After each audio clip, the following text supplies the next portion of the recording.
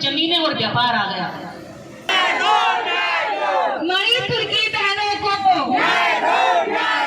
मणिपुर की बहनों को मोरनी बच्चा पैदा करता है क्योंकि मोर की आंखों से आंसू गिरता है और मोरनी गर्भवती हो जाती है। टूम टूम टूम।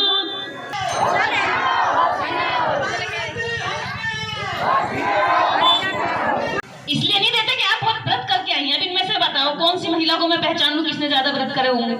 मणिपुर का मुख्यमंत्री इस्तीफा दो,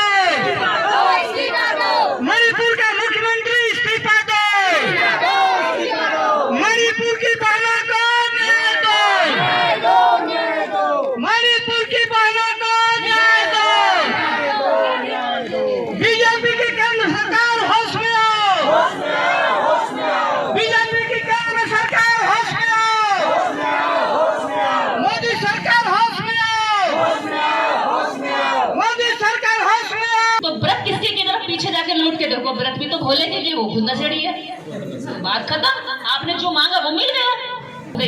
कोई बात नहीं, उसे हम नहीं बदल सकते पीछे जाकर, लेकिन वो अपनी बच्चियों से गलती मत करवाना, अपनी बच्चियों से ये गलती मत करवाना। क्या करेंगे हम इस धर्म का जिसमें हमारी बहनों को नंगा घुमाया जाए? क्या करेंगे हम उस धर्म का जिसमें डॉक्टर अंबेडकर को आज तक नीच माना जाता है? पंडित यहाँ से लेके वहां तक बिठा दीजिए और अकेले तुम्हारी समाज की बेटी अगर उन 100 के 100 को ना हरा दे तो मेरा नाम बदल देना। कारण यही है कि हम अपनी पावर को जानते नहीं हैं। ताकत आप में है। आप 2 हाथ की और 2 पैरों वाली और एक गर्भाशय रखने वाली महिला इस दुनिया की सबसे बड़ी देवी देवताओं से ताकत मानी जाती है। एक भी देवी ने एक बच्चे को जन्म नहीं दिया होगा, लेकिन आपने इस पूरी सृष्टि को जन्म दिया। दूध हर दिन महिला की कमजोरी आपको हर घर में मिल जाएगी। इस कार्यक्रम में भी है। अधिकांश पुरुष कुर्सियों पर हैं और महिलाएं जमीन पर बैठी हैं और कह रहे हैं, भाषण दे रहे हैं कि महिलाएं कमजोर नहीं है। एक भाई मुझे पगड़ी वाले यहाँ आते दिखे, नहीं तो लोग क्या करेंगे, कुर्सी की तरफ नजर रखेंगे। वो आए, उन्होंने पहले नीचे की जगह ले ली। पुरुष के अंदर इतना अहंकार होता है कि नहीं, मैं यहाँ तो बैठे हुए सब अम्बेडकरवादी हैं, लेकिन पुरुषवाद सोच जो है वो इतनी अहंकारी है कि ना तो वो समाज में नीचे बैठने देती है, ना वो पुरुषों महिलाओं के बराबर बैठने देती है। आज के कार्यक्रम का आयोजन महिलाओं ने किया, उसके लिए मैं महिलाओं को बहुत बहुत दिल से आभार देती हूँ। और आपने अपना मंच बनाकर यहाँ अधिकांश पुरुषों को बोलने का मौका दिया। ये पुरुषों को रिजर्वेशन मिला है आज महिलाओं की ओर से, इसके लिए आपको बहुत बहुत बधाई कि महिलाएं अब अपना मंच बनाकर आपको रिजर्वेशन दे रही है। नहीं तो महिलाएं जब पुरुष मंच बनाते हैं तो महिलाएं दबी सिकुड़ी बैठी होती हैं किसी किनारे पर, सहमी हुई सी, उनको ज्यादा वेटेज नहीं दिया जाता है। लेकिन महिलाओं ने आज मंच बनाया, उसके बावजूद भी पुरुषों को पूरा सम्मान दिया। इसको ध्यान में रखना आगे तक के लिए कि जब आप मंच बनाएं तो महिलाओं को भी इतना स्पेस दें, इतनी फ्रीडम दें, इतनी आज़ादी दें कि वो घबराए ना। जैसे आप बुलंद होकर यहाँ बोले, ऐसे उनको भी लगना चाहिए कि मेरी आवाज़ यहाँ दबाई नहीं जाएगी या मुझे किसी तरह की यहाँ पर अनकंफर्टेबिलिटी फील नहीं होगी। ऐसा होना चाहिए माहौल, जैसे पुरुषों के लिए महिलाओं ने किया है, ऐसे ही पुरुष माहौल बनाएं महिलाओं के लिए। तब तो अम्बेडकरवाद हम चला रहे हैं। अन्यथा जो पितृसत्तात्मक सोच के बारे में अभी कामरेड साहब कह रहे थे, वही हम लोग अपने घरों में, समाज में और हर जगह हम स्थापित किए बैठे हैं। जब 2 व्यक्ति लड़ते हैं, 2 पुरुष लड़ते हैं, तो गाली किसको दी जाती है? तेरी माँ की, तेरी बहन की, तेरी भाभी की।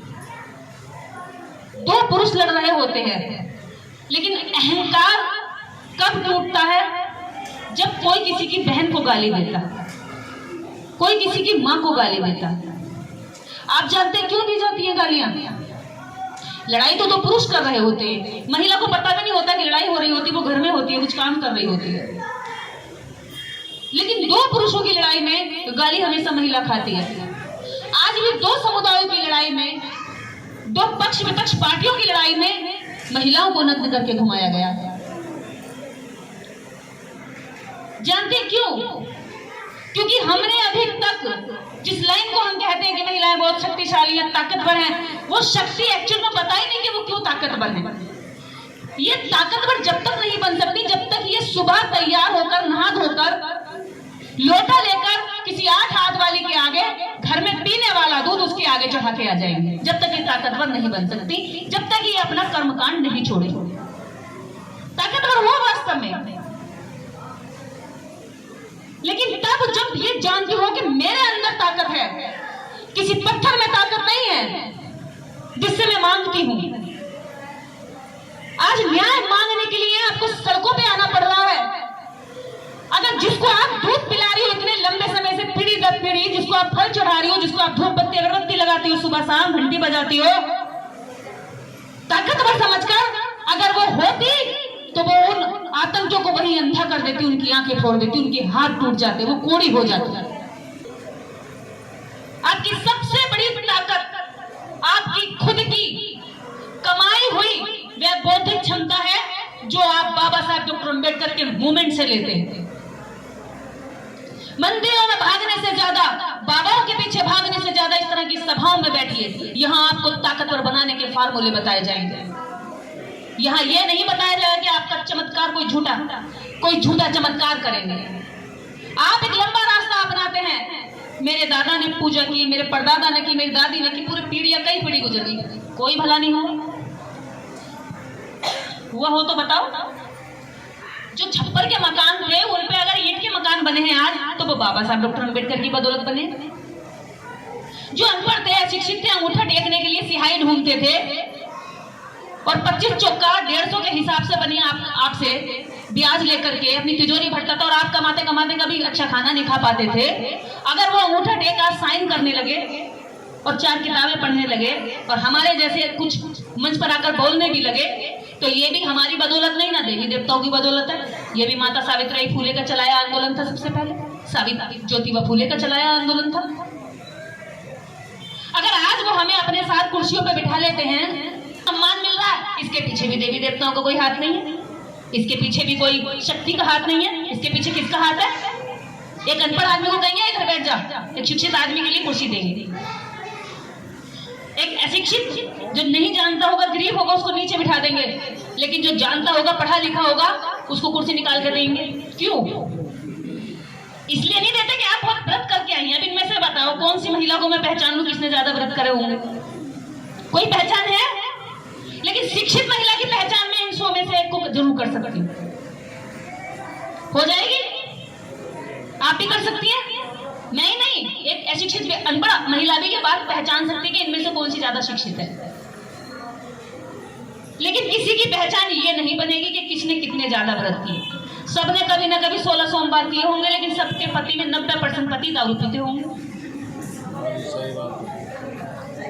16 सोमवार करके भी नशेड़ी पति मिल रहा है, तो व्रत किसके की तरफ पीछे जाके लौट के देखो, व्रत भी तो भोले के लिए, वो खुद नशेड़ी है।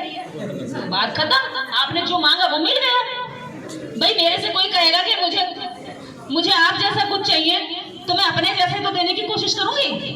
अब आपको कोई नशा करने वाला चाहिए, भांग धतूरा पीने वाला, तो भाई फिर भी आपके पति शिक्षा तो बढ़िया, जब भांग धतूरा नहीं लेते, कुछ लेते होंगे जो सस्ता मिल जाता होगा। अगर आप इस उम्र में, जिस उम्र में ये बच्ची है, बाबा साहेब को पढ़ लेती और बाबा साहेब जैसा सपना देखती कि बाबा साहेब कोई पढ़ा लिखा, बाबा साहेब जैसा कोई पढ़ा लिखा आदमी लड़का ढूंढूंगी, मैं शादी करूंगी, तो क्या आपको नशेड़ी पति मिलता? हाँ? नहीं मिलता। अब आपसे भूल हो गई, कोई बात नहीं, उसे हम नहीं बदल सकते पीछे जाकर, लेकिन वो अपनी बच्चियों से गलती मत करवाना। अपनी बच्चियों से ये गलती मत करवाना। बहुत भूखे रहे हैं हम। औरत को कमजोर कहा जाता है, लेकिन मंचों से जब भाषण की बात आती है तो कहते हैं कि तुम कमजोर नहीं हो, बहुत मजबूत हो। भाषण देने के बाद उसी समय यहाँ से पुरुष तो जाएगा, चौड़ा होकर फैल जाएगा, लेकिन महिला जाएगी तो सीधे किचन में काम करेगी। वो बाहर भी काम कर जाएगी तो सीधे घर में जाएगी तो किचन में घुसती है, कपड़े धोती है, बिखरा हुआ सामान सेट करती है, खाना तैयार करके टेबल पर रखती है, सारे काम करती है। वास्तव में कमजोर नहीं है, लेकिन कमजोर बनाया गया। हम परवरिश में करते हैं, बच्ची को, लड़की को फ्रॉक बना देते हैं, शादी होगी तो साड़ी बना देते हैं। कैसे भागेगी अभी यहाँ पर भागम भाग हो जाए तो? उसको जब वो कमजोर, जब वो मजबूत बनने की उम्र में होती है, उसी समय उसको गुड़िया गुड्डे खेलने देते हैं। लड़के को बाइक देते हैं, लड़की को कुछ नहीं देते। कहां से बनेगी? लड़की को किचन का रास्ता दिखाते हैं, लड़के को बाजार का रास्ता दिखाते हैं। जो बाजार में रहेगा वो मजबूत रहेगा, वो पैसे का हिसाब जानता होगा, वो लोगों से बात करना जानता होगा, मुसीबत से निकलना जानता होगा। और जो रसोई में होगा वो क्या जानता होगा? चकला बेलनी घुमाना जानता होगा, बस चपाती को उल्टा सीधा कर लेगा। फिर किस आधार पे कह रहे हैं आप कि कोई देवी शक्ति ताकतवर है? अरे ताकतवर आप हैं। आप डबल काम करती हैं। आप बाहर भी समा सकती हैं, घर भी समा सकती हैं, बच्चों को जन्म देकर उस बच्चे को डॉक्टर अंबेडकर भी बना सकती हैं। पर आपके पास डॉक्टर अंबेडकर, काशीराम जैसे, सावित्रीबाई फूले जैसे विचार तो होने चाहिए। जब हम पे विचार शिव के होंगे, नहाती हुई महिलाओं के कपड़े चोरी करने वाले कृष्ण लला के होंगे, तो भैया फिर हमारे बच्चों के साथ क्या होगा? सोचो, हमारा लड़का किसी के कपड़े चोरी कर लाया नहाती हुई महिला के, और 376 लग गई। उसने आके कहा भी तुम्हारे लड़के ने काम किया, तो माँ ने कान पकड़ के मारा। लड़के ने बोला, अरे माँ तू कृष्ण जी की पूजा करती, मैंने कृष्ण जैसी एक लीला कर दी तो मेरे पीछे पड़ गए। मैं नहीं कर सकता जब कृष्ण जी लीला करते हैं तो। जब उनकी लीलाएं रेपिस्ट थॉट्स की हैं, जब उनके नाच विनाश थॉट्स के हैं, तो हमारे बच्चे, हमारा समाज कल्याणकारी कैसे बनेगा? कारण उन्होंने हमें उधर उलझाया।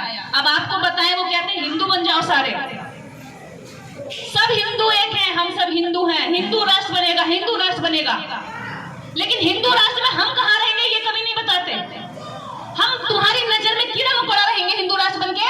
तुम्हारी बेटियों को जब मन चाहे तब नग्न करोगे, तुम्हारा जब मन चाहे तब उनका रेप करोगे, जब तुम्हारा मन चाहेगा जब तुम्हारे आदमी को मारोगे, जब तुम्हारा मन चाहेगा फैक्ट्रियों से मजदूरों को भगा दोगे, जब मन चाहेगा तब कटौती कर लोगे, जब मन चाहेगा तुम ये सड़कें बनाओगे, नहीं चाहेगा तो हम मरने को छोड़ दोगे।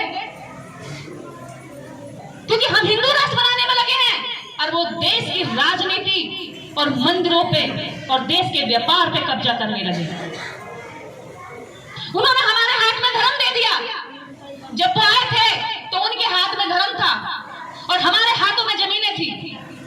जानते हैं, जब हमारा दुश्मन भारत में एंट्री किया तो उसके हाथ में धर्म की किताब थी और हमारे हाथ में जमीनें थी, व्यापार था। हड़प्पा सभ्यता आज भी दुनिया की सबसे विकसित पहली सभ्यता मानी जाती है। लेकिन कुछ सालों के बाद देखते ही देखते हमारे हाथ में धर्म आ गया और उनके हाथ में जमीनें और व्यापार आ गया। जब उनके हाथ में धर्म था तो वो नंगे थे, लुंगी पहनकर घूमते थे और हमसे भीख मांगते थे। आज उन्होंने अपनी अपनी दुकानें खोल ली है, मंदिर जिसका नाम रखते हैं, वो अपनी दुकान का नाम मंदिर रखते हैं और मंदिर का एक आस्था का विजन जोड़ दिया कि हाँ ये आस्था का केंद्र है। जमीनें उनकी हो गई, व्यापार उनका हो गया, धन उनका हो गया, संपत्ति उनकी हो गई और धर्म हम पे आ गया। अब हम लोग धार्मिक है, धर्म हम ढो रहे हैं और वो जिंदगी के मजे। क्या करेंगे हम इस धर्म का जिसमें हमारी बहनों को नंगा घुमाया जाए? क्या करेंगे हम उस धर्म का जिसमें डॉक्टर अंबेडकर को आज तक नीच माना जाता है? क्या करेंगे हम उस धर्म का जिस महिला ने 4 बार मुख्यमंत्री बनकर भारत के अंदर सबसे बड़ा सूबा उत्तर प्रदेश का नाम ऊंचा किया, उसको भी आज भी बच्चेमारी कह देते हैं। जिसके सुशासन को पूरे विश्व में माना जाता है। क्यों? उनके पेट में दर्द आज इस बात से नहीं है कि संविधान है, उनके पेट में दर्द इस बात से है जो हमारे पैरों के नीचे पड़ी हुई जूठन खाता था, आज वो अच्छा खाता है और उसके गालों पे चमक आती है। नफरत इस बात से नहीं है कि आप बहुत मेहनती हैं, नफरत इस बात से है कि जो गली मोहल्लों में हमारे सामने, हमारे घर के आगे सर ऊंचा करके नहीं निकलता था, आज वो अच्छी अच्छी कुर्सियों पर बैठा और हमें वहां जाकर बाबूजी बाबूजी कह के हस्ताक्षर करवाना पड़ता। वो इस बात का दर्द मलाल उनके पेट में महसूस है। आपको नहीं पता, आपका सर्टिफिकेट लगता है, नौकरी हो या स्कूल हो, आपका जाति सर्टिफिकेट मांगते हैं 20 चक्कर लगवाएंगे, आपका सर्टिफिकेट नहीं बनेगा। और सुनिए, आपकी जाति का सर्टिफिकेट बना करके ऊंची जात के लोग आपके हक की नौकरियां खा रहे हैं, प्रोफेसर बन रहे हैं, इंजीनियर बन रहे हैं, डॉक्टर बन रहे हैं, प्रशासन में बैठे हुए उनके अधिकारी हैं, तुरंत जाएंगे, जाति बताएंगे और सर्टिफिकेट लेकर रातों रात घर आ जाएंगे और अगले दिन जाकर फॉर्म भर देंगे। और किसे कहते हैं नीच? हमें। तुम तो अच्छे हो, तो तुम में कोई टैलेंट नहीं है, तुम आरक्षण की वजह से यहाँ आ गए। उसी आरक्षण को वो नकली सर्टिफिकेट आपकी जाति के नाम का बना करके खा रहे हैं और घमंड करते हैं फिर भी अपने ज्ञान का। यहाँ आप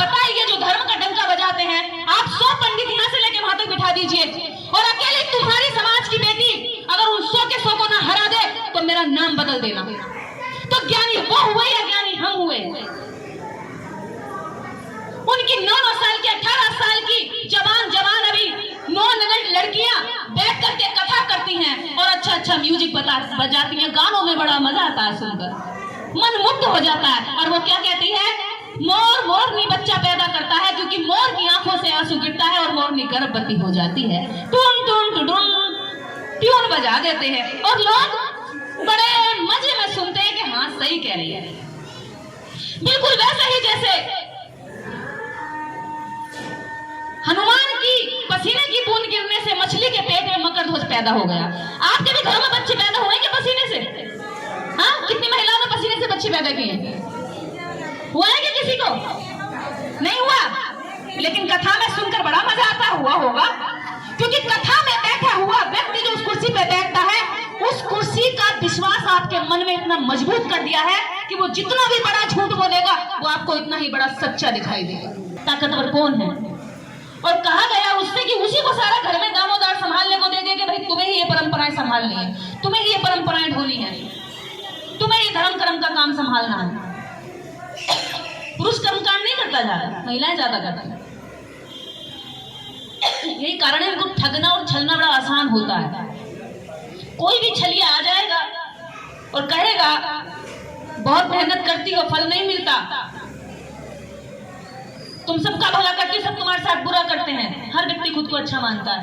2-4 बातें बाबा बनने की ये टेक्निक है, ये फॉर्मूला है, वो सब आप पे अप्लाई करते हो और आप मासूमियत से उनके पीछे आ जाते हो। कारण क्या कि आप अपनी ताकत को नहीं जानती, क्योंकि आपको लगता है जो वो बता रहा है वो ज्यादा ताकतवर है, वो सही बता रहा है।